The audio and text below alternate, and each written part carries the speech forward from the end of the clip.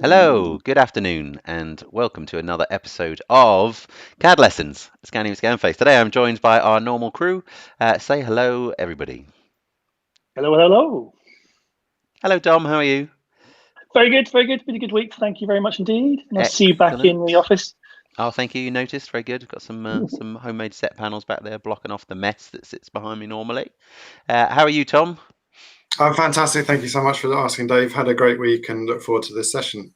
Fabulous. How about you, Dick? What have you been up to this week?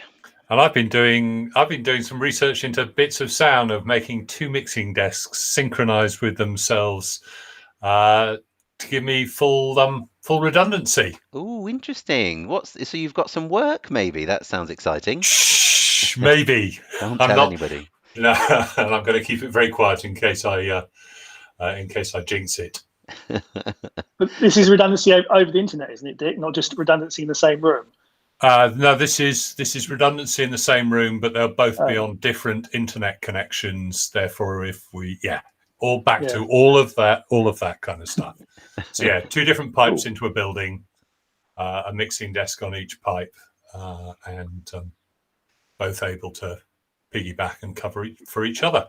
Oh, sounds very good. Sounds very good indeed. So, Dick, let's jump into CAD. Do you want to share your screen for a moment and show us a little bit about what you've been up to using your skills that you've learnt over the last week? Indeed. So this is a demo model that Dominic created of a theatre, and he sent it to me to put some loudspeakers in. So these little white blobs are a left, centre, right of flown. Yep, marvellous. Some left and right for the stalls. A couple of little balcony fills, some front fills on an orchestra pit, and some under balcony delays. And then we have. So I also brought that into D&B's array calc. Put some nominal dimensions on this, nominal dispersion patterns, and discovered that there's got to be a nicer way of being able to turn them on and off. This is one of the things that I am learning. It's an enormous learning process. But I sent it back to Dominic, who produced this PDF. Here is the side elevation. So you can see upper. And so, sorry, Dom, balcony. just if Dom talks to that a moment. So, Dom, you have taken what Dick sent you in CAD back into Vectorworks, right? Yeah, so this has been a very good journey of different programs working together.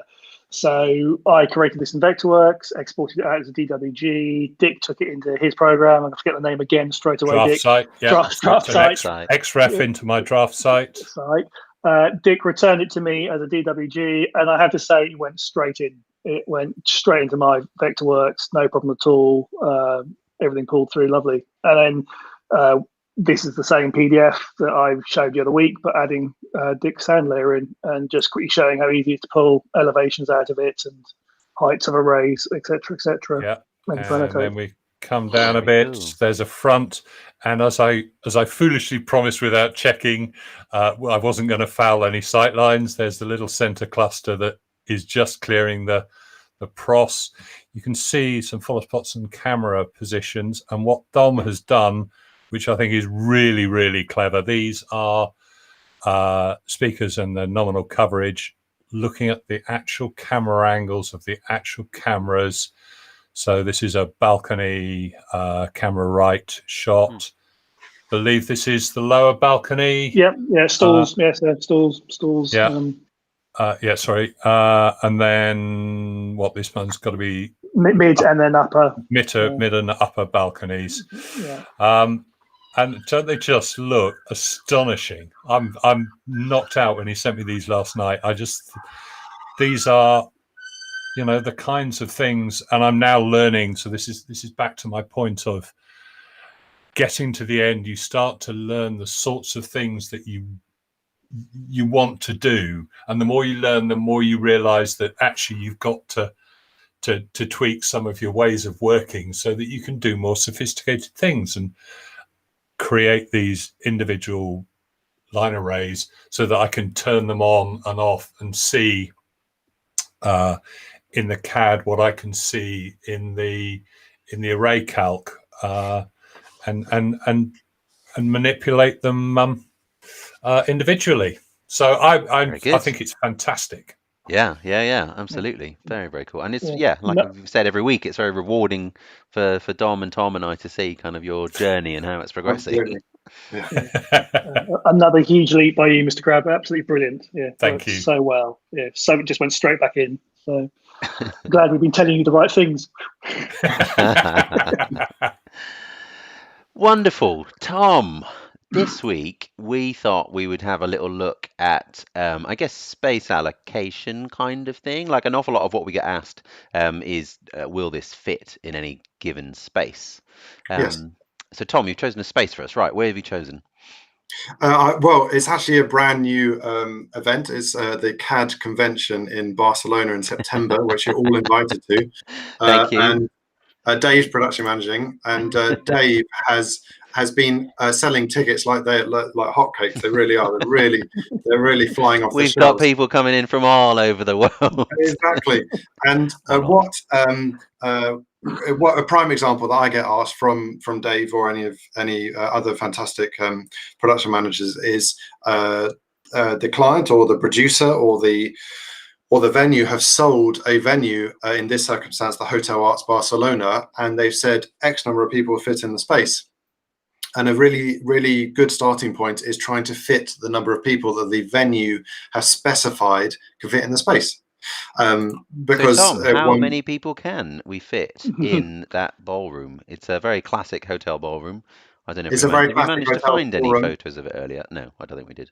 We had a quick look. No, we didn't. We found some nice pictures of the outside, and it looks like a very nice hotel. But so this is Gaudi 3 and 4 combined. So the air wall has been taken out, and according to the web page, you can fit 1,128. I decided to draw 1,120, so those 8 people don't have a chair. But nonetheless, it gives Dave and the producers working on the show a good starting point to understand that, oh, it could actually work out like this, or it might not be able to work like this. So in my opinion, my initial reaction to this is that it might not necessarily be how the 1,128 people fit in. So it potentially might be rotated by 90 degrees. We didn't actually have a drawing straight from the venue, so they might have rotated by 90 degrees to fit those number of people in. I have a little bit of a concern that there's no obvious fire routes. Yeah, I was just going to ask Tom, like what the venue's asked for 2-meter fire aisles, which is quite generous but fair for that sort of number of people. What are those fire aisles currently drawn at? They're currently very close to 2 meters, which is not too bad. But I don't know whether, if I go from front of chair to front of chair, I've got, that's a bad measurement, I've got 900 millimeters, which I'm not sure is appropriate from the venue. So I don't know, in some circumstances, it would be more ideal to have that as a meter, which would have a very, very large impact on the quantity of people in the space. Yeah. But as soon as, so these fire aisles are okay at 2 meters, Dave. But for example, if the venue wanted at least one fire aisle going across from the center of the door, so I use the offset command, 2 meters /2, so 2 meters divided by 2. So you can see that's a really quite a negative thing we have to delete. So just that one fire aisle there, which Dave might be able to tell us if it's right or not. We've suddenly only got 1,000 people in the venue, which and is Tom as well. Actually, I need to fit some camera positions in. Could you put me kind of one centrally, sort of in the middle at the back of that front? Yeah, that front center section. There, maybe. Yeah, and then something. I need a bit of space sort of around the front to be able to get a camera down the front somewhere. So we're looking at doing maybe. We need to fit some comfort monitors in as well, and then the staging as well. So there we go. So there's a camera position. Brilliant. Could you do me another one sort of back right to give us a kind of completely wide thing? Actually, maybe not that side, sorry, because that's where the door comes in. Let's go with back left. Back left over here. Yeah.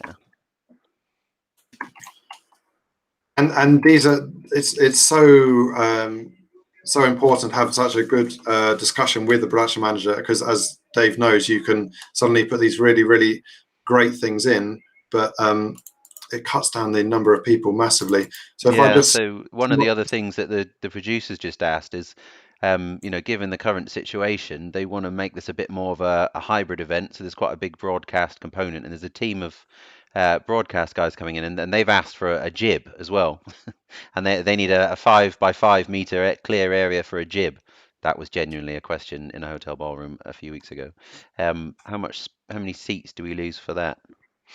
Wow, that's That is significant. So, and, I need to be able to show the and, client whether they really want that jib or not, or whether we need and to find also another it's a really good question, Dave, because my initial reaction would be, for argument's sake, to put it directly over the seats, because in my opinion, you'd still need a fire aisle behind. one. But of You course, would do, yeah. but of course, that might not necessarily. There might be a workaround. We might go to the site visit and find out the main fire exit can be left and right, for example. So my initial reaction would be to do the worst case scenario, and then we could claw back the numbers. But yeah, if you put a 5 meter square in here, the numbers 900 seats.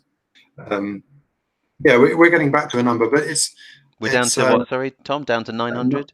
900. Yeah. Cool. I actually probably need a lot more space backstage for the crew there as well. And can we have a front of house control position? And yeah, that's Oh, getting yes, there. we That's are. getting there. Sound and lights and a show caller, obviously. How do we fit that in? That's a Yeah. okay. This is a tricky one, because do you put it there and block the fire aisle, or do you put it there? So I tend to put it towards the back wall and then leave the fire aisle. So we need then put a 2 fire aisle in meters. front of it. So we need that full 2 meters maintained there. So I just double check. Yeah, so almost 2 meters. Yeah. And then so then the back of house crossover, which is always a bit of a pickle. So we'll say 1.5 meters for the crossover, maybe. Oh yeah, if we're lucky. There's going to be 6 foot behind the bracing for the LED screen there. Then there's going to be the sort of back edge of the steel deck that sits on. Then we're going to have sort of rows of tables, and we need crew to be able to get in and move around without, knocking maybe cabling out. another 500 possibly. Oh, easily, yeah. And then you have the problem of let's do offset this by 2 meters. If we have to have 2 meters at the front as well, which is a bit of a pickle. And what are the sight lines like onto the screen anyway from some of those outer seats? Like, I just want to make sure the client's aware that maybe they don't want to put seats, or they might want to kind of rake the edge of that seating a little bit. Yeah. So for example, if we're imagining that this center LED screen is 17 meters wide, it's where you sat to have a not ideal situation. One would imagine that you, depending what the jib is and depending on the movement, etc., do you consider deleting those seats over there onto the left and right of the jib? Maybe. Yeah. So if we did something like that, and then depending on the height of this camera platform, if it's 800 mil high, 1 meter high, do you consider, is that further enough? That's probably further enough, but these probably are a bit too close to that. Yeah. One would imagine. So it's getting a bit more realistic, and then we're going to delete that because we've got the comfort monitors there, and we have got a number which is 750 people. Yeah.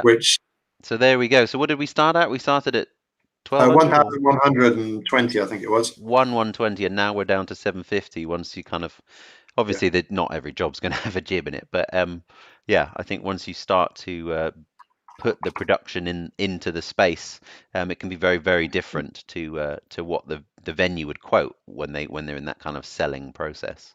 Exactly, and just the last thing I would do for Dave or any other production manager is trying to make it as readable as possible, and as much information is given to the production manager as possible without necessarily having a version of AutoCAD with them. So a couple of things that you might do is do the area on stage, just in case there's something specific and they need to have a choir on stage or something like that. So you say, this is the area on stage, put a hatch within it. Select that item there, and I believe that it's fair to give a variant. So all I do is I click on the hatch and I say it's 20 meters squared, and I say 20 meters here, and the table will tell me 20 people for 1 meter per person, 0.75 or 0.5. So Dave can discuss with the producer what would be appropriate for the size of the choir. Another thing I try and do is some form of table on here. So it tells Dave there's 744 chairs in here. He needs to cost for two two cameras and 4 prompt screens and stuff like that. So Yeah. that's the initial reaction of the this great CAD event happening in September in the Hotel Arts Barcelona. Such a nice hotel. Done many jobs in there over the years. So all of those symbols, the stuff that you've just dropped in, how did that happen? Because that's again, it's magic, a lovely, Dick. lovely. That is I magic. know it's magic, but I'm learning. It's somebody who's amazingly talented, runs an incredible website called lee-mac.com, and he writes Lisps. Lisps are routines essentially that you can do by hand, but are quicker for the computer to do for you. Yeah. And so that's one of the Lisps, and essentially it's giving a visual representation of the camera. It's giving the name of that physical representation, and it's telling you how many versions, how many copies of that are in the drawing. Cool. And what was that URL again? Just if there are any CAD guys out there that are trying to Lee Mac.com. Not the comedian. Gotcha. There's a possibility. Maybe it's a little sideline. I don't know. Possible. It's unlikely, but possible. So what sort of cost are these kind of things? And you make a donation in that circumstance. Okay. Or you can if you there's some incredibly talented people I work with who can write their own Lisps that have been written for me in the past. But yeah, in the Lee Mac's scenario, it's a donation. Or there might be charges for something, but it's a donation of your choice. And in terms of going back to the thing that I keep trying to say is getting these concepts, the principles across. What sort of things can these things do? These lists do? Oh, they can automate, right? So they fundamentally automate certain elements of your process. So once you work out something that you're doing over and over again, like, for example, laying out chairs, you might be able to write a routine that counts them, or you might be able to write a routine that helps shortcut your workflow a little bit to speed up your process. But go on, Tom, what ones have you... recently there was one job that I did, but one that I recall more is the orbit, the Mittal orbit in the Olympic Stadium. And when I was working on this on ceremonies for the 2012 Olympics, we had to do a visual representation of it. It came as, I can't remember, a Max file or something like that. And AutoCAD likes 3D solids in comparison to 3D meshes, and we used a Lisp to produce a center line of the main chords of the orbit, and then you could I think last week we went through a sweep command, and you could essentially it's everything you can do yourself, but it's much quicker to get the computer to automate as much as you can. So that was one of the things. I think it was a Lisp to sweep along multiple paths, which is incredibly useful, or it was a Lisp to find the center line of a cylinder. It's more like in lighting terms or whatever, is writing a macro. Yeah, it's basically writing a macro and firing it, and the CAD gets on with it. So.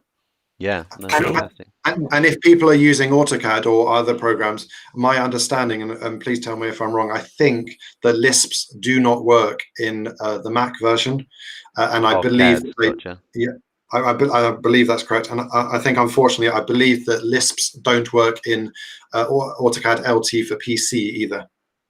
Yeah, gotcha. I believe you're correct there. Very good, Tom. Thank you very much. That's fantastic.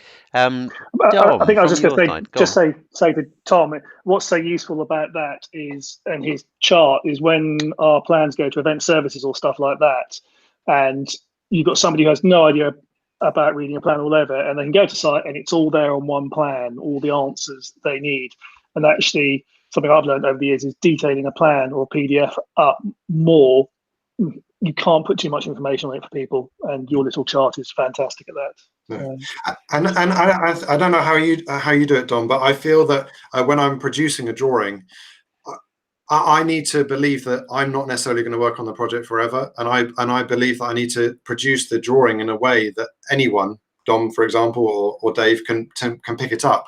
So, for example, that Lisp command that does the table is based on me trying to name a table and name a camera which I believe that is in comparison to calling a table ABC1, there's no difference between calling ABC1 or table. So that's absolutely. how Yeah, useful. I think one of the biggest things I have is when you inherit a drawing and blocks come in.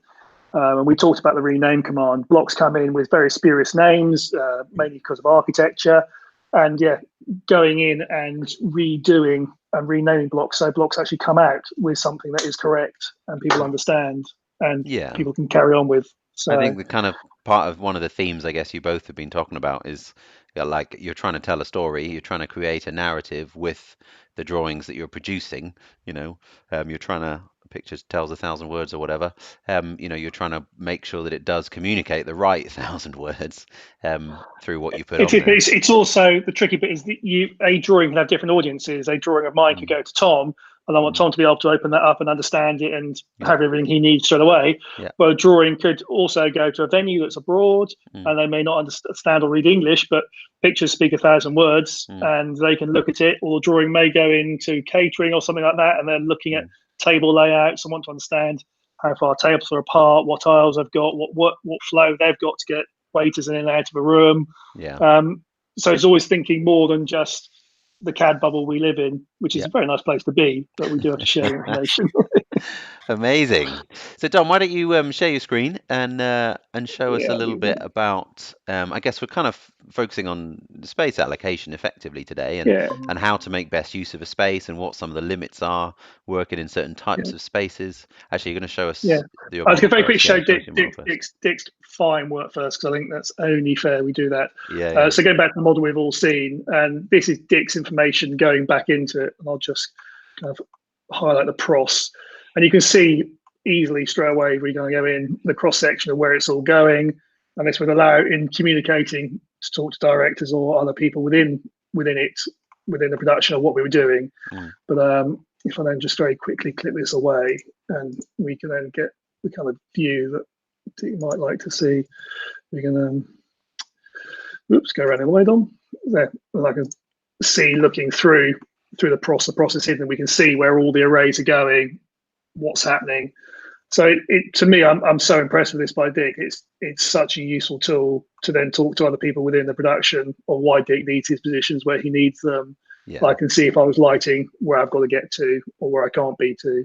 And it's actually very interesting in the cross section.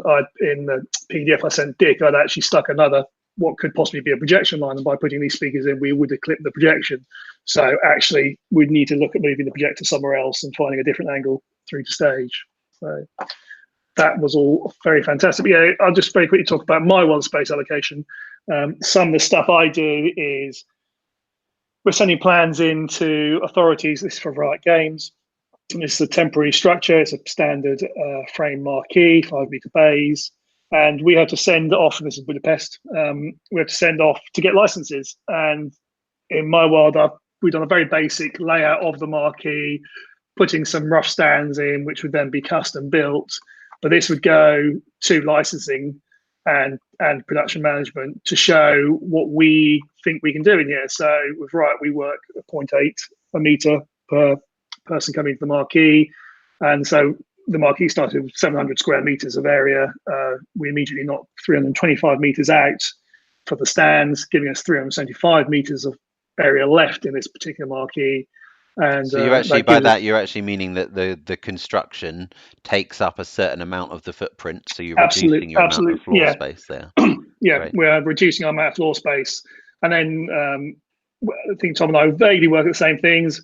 The best way for somebody who's trying to understand this is you get a bit of tape and you draw a 0.8 meter by 0.8 meter box on the floor. You draw two of them, and you get somebody to stand in one box and you in the other box, and decide if you like that space with each other. 0.8 works for you? Yes. Yeah. Well, then consider one of the ones that the most tricky ones I had to do was for Volvo out in Gothenburg, and they were having it was in the Opera House, and it was a launch, but they were having drinks and bits of food before.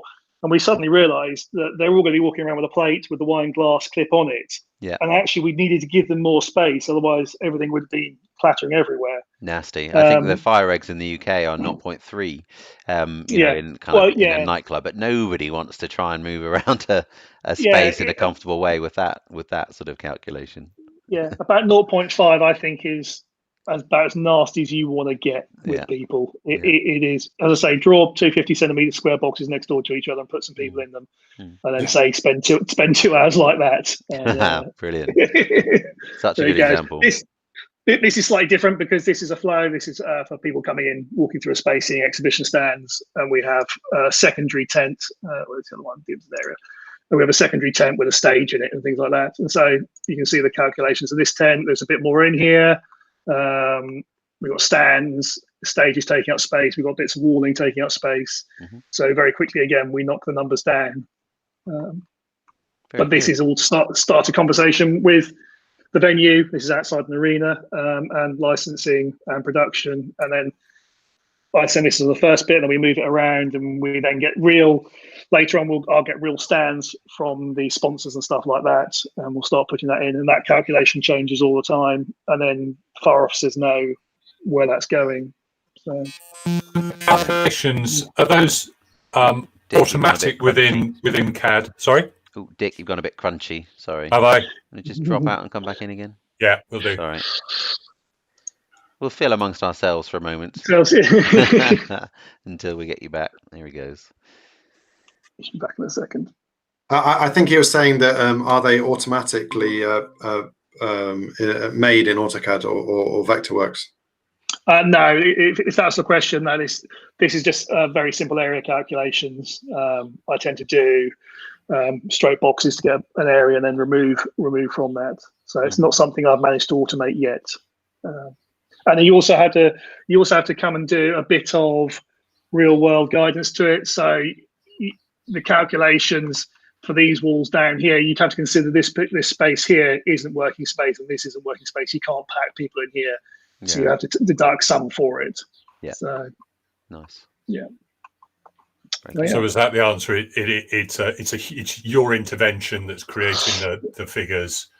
Yes. Yeah. It is, yeah, I haven't managed to automate that, but it's, as I was just saying, it's more that you've got to add some real world bits where you could actually force a human being to stand or not. And I'm always aware this is very much the calculation we're doing here for this show is the experience of their customers, and they all pay a lot of money to come and see this. So actually, I've got to be reasonable and give a nice flow and how many people we could flow through that area at a time. How many people can have good conversations. So I feel it's quite a responsibility to suggest something that's right and works, and not just pack as many people as likely as people could get in there at a time. And it's entirely possible that, for the moment with experience design, we need to be taking that number to 2 meters, right? Do you see what I mean? In terms of what's the appropriate number of people to have in a space where people can move around freely? Like, is it even appropriate to have less than 2 square meters per person so that people are kind of at least planned in terms of being 2 meters apart? I guess you just got to think of going to your average supermarket at the moment. I don't know if anyone's been in a supermarket recently, but 2 meters distancing is 2 meters in all direction. You've got to allow people to pass people who may have stopped to be talking to a vendor there. So in this example, if we just have a quick look at the numbers, and I'm going to test your maths here, what sort of impact, just as an example, we happen to be looking at this, we're saying, how many people are we saying? 423 people in there at 0.8 meters. But if we have to take that to 2 square meters per person, we get very few people in there. 159, wouldn't it? Say again, sorry. It's a 2 meter radius, so that's pi r squared. Very good, Dick. Very good. I've got a 14-year-old next door. He'll work it out for me. but Dom, in this circumstance, thinking about your point about the supermarket, and even outside our local supermarket, you have stickers on the ground. And I suppose I hadn't really thought about it until you mentioned it, but how do you even do registration? Because do you do registration like the supermarket outside my house, or? It's very interesting. I was having a conversation this week. I had a couple of conversations kind of along these lines about the kind of bigger venues where you've got maybe 100, 2 people in, and do we put a temporary structure outside and we actually stream people through the temporary structure in lanes that are separated, like the supermarket, and in that time they've gone through the camera for the temperature scanner, they've arrived at the reception desk, done it, and then they flow out around, because even I went to the bank yesterday, you go in one door of the bank, go through the bank and come out the door at the back type thing. There's no doubling back on flows or anything like that. Wow, That I've sounds not been to a bank in months. I know. Sorry, Tom. It was a shock. I know, but that sounds like a really sensible thing, doesn't it? So Yeah. I don't know, the theatre of Barcelona, and you're going to an event there, and you enter through one door, but you have to, on purpose, you have to exit through another door or something. Yeah, Yeah. you One-way journey. You can't necessarily have an event where there's registration, which is entrance, you go to your event, and then exit as well. It's literally the registration is entrance only, and then the equivalent of the fire exit would be the exit or something like that, maybe. It's been Theatre in Barcelona is a really good example because they have so much space around the halls. That'd be very easy to create a workflow through that. And then back in London, I know Excel's slightly busy at the moment, but Excel, when they've done secure shows at the far end, it's been exactly that. You enter in one direction, you can go through the halls, but if you pop out of the system, you've got to come all the way back to the start and enter again, and so you're clean and secure. So it's stuff that we've practiced a bit. It's a bit of a pain. But yeah, I think it'd be down to us as designers to create those workflows and the ability to flow freely and easily and with Dom, enough could you space. just unshare your screen for a second? Just Yeah, so sorry. we can see your faces nice and And big then, while you're talking. actually, in this space, I don't know whether, sometimes you have a printed graphics on the floor that says Canon or HP or something like that. I suppose, do you then have to print a 2-meter grid into that floor graphic or something like that? Because we might be able to deal with the registration of people entering, but you've got to emphasize the 2-meter clearance when you're in the event Throughout as well. the whole thing. Yeah. Yeah, I think there's on the floor everywhere, I suppose. So I think our colleagues who do carpeting will be having a lovely time cutting in carpet and not coming out. And if you tie it back to some of the other discussions that have been going on, there was one on Lefts yesterday about moving forward and how do we go back to work, and talking about trying to establish best practices and for events, and making them a sort of almost a standard, so that Tom and Dom and the other CAD gurus, the overarching designers, would go, right, here's the kinds of methodologies that we're going to do, and then send them to one of our health and safety gurus and say, how do we feel about this? So that you establish, and this is what came out, I think, really strongly yesterday, establishing base working practices, best practices, taking inspiration from other industries, construction, what have you, and giving our industry a template on which to work. Yeah, I think one of the interesting things Alan Law was saying on a conversation the other day was the types of experiences that are likely to come back sooner are the ones that are almost the more theatrical, more kind of experiential things, because somebody would go into a flow and experience different things along the way, but actually in relatively small groups. Do you see what I mean? Like if you build a bespoke journey that you go through, pretty much on your own in a funky venue in London or whatever, then that is likely to be able to be done safely. Like if you're trying to do just a big conference where like every single coffee break everyone piles out into a foyer, like it's just not going to happen.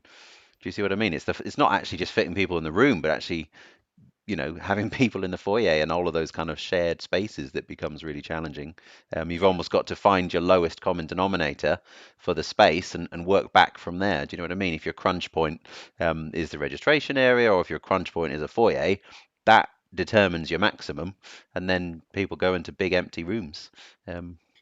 And I think, Dave, we were talking last week about the quality of the reference material from a venue. So we were joking about getting a Word document or a fax from 1988. I think that the more we think about that, you have to have the best best quality venue drawing possible, because there are some venues I go to and the foyer might be the registration, so you're like, oh, it doesn't matter too much whether there's a stone bench in the way or whatever, but you really, in this circumstance, you really need to know where every single thing is in it, because you can't have a last minute change and say to the client, oh, you're going to have to register 100 less people an hour or something because we got a stone bench in the way, or there's a koi pond in the foyer. So if you know any good scanning companies, Dom, you were mentioning you know someone. So I think, but seriously, you need. I think there really is a really strong point of view that the scanning is going to be really quite important. Yeah, I think it just helps with the planning, right? And it'll help with the COVID-19 risk assessments. If you've demonstrably shown when you're at the start of your planning exercise that it's been there, it's been in your thoughts, then that's going to make everybody very happy, including our own clients. Yeah. I'm doing a little bit of an exercise at the moment of trying to make my head hurt, as always, about particularly a large conference room with up to 700 people and how we load them in and how we control it and how we unload them again, and kind of looking and talking, as Dick said, I'm talking to our friendly health and safety advisors about maybe 4 rows come in through one door and they're all green, and then another 4 rows are blue badged and they get called through, and then they leave to get a bit like loading and unloading a plane. And then trying to work all that. Because I think, as Dick says, and as Mr. Law said, it's for us to sort out and come back with really good information. And if we don't do that, it's our own fault. So happily and quite happy to shout out to everyone. I'm trying to do that in the background, and all support would be good to understand.